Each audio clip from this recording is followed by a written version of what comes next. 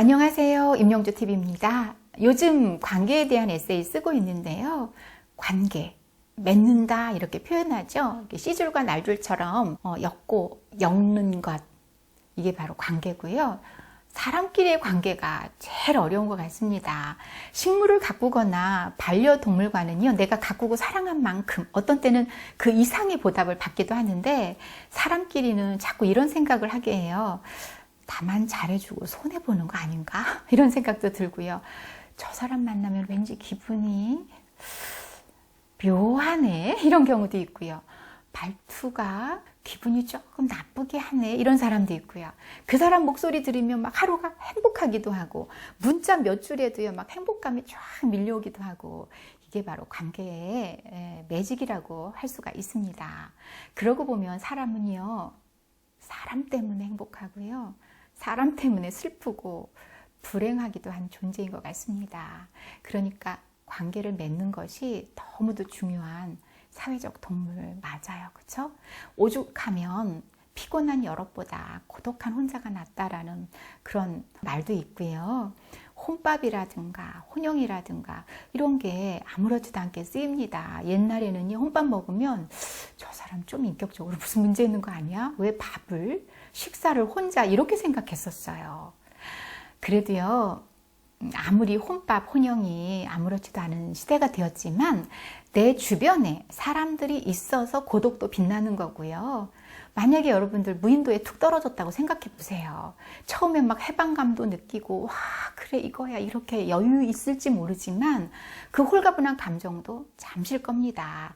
혼자 즐기는 것도 내 주변에 언제든지 함께할 사람들이 저기 있으니까 그 믿음으로 혼자여도 든든한 거 아닐까요?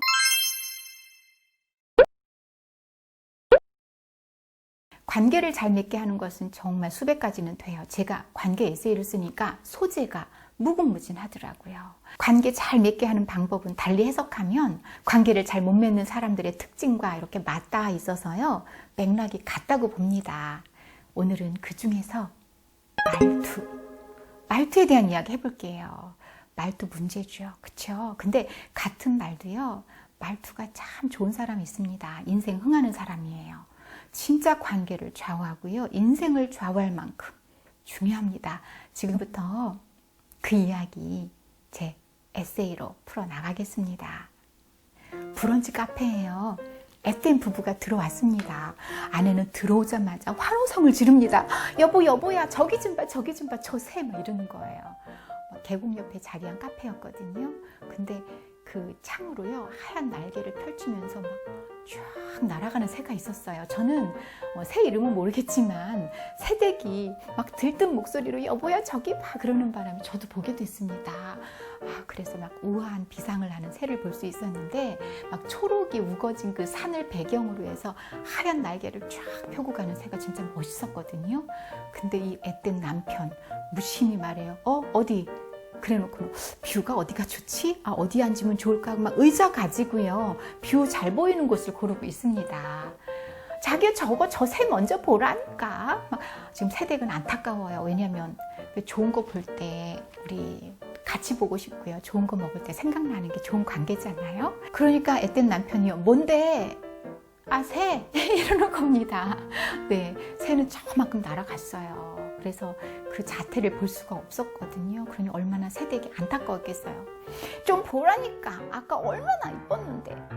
안타까워해요. 그러니까 남편이 말했어요. 응, 여기 앉아 여기 뷰가 좋겠다.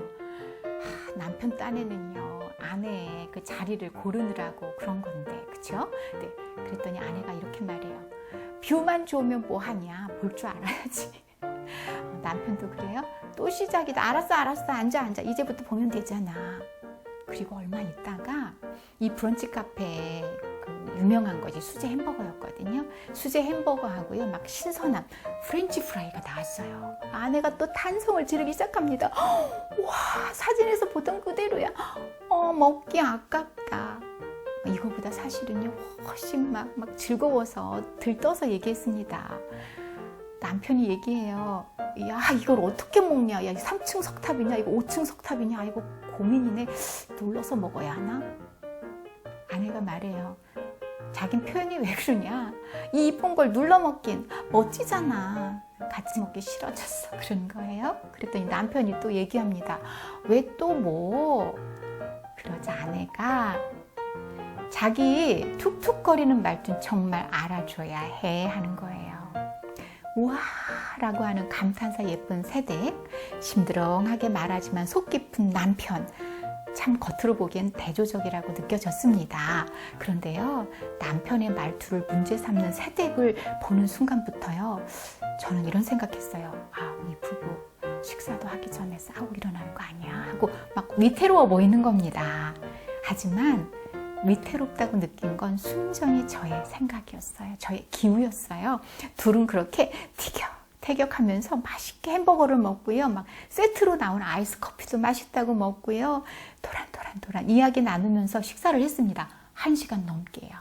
저는 이제 그 앳된 부부하고 저기 조금 떨어진 곳에 앉아 있었는데 제가 그런 생각이 들었어요. 말투에 대해서였습니다.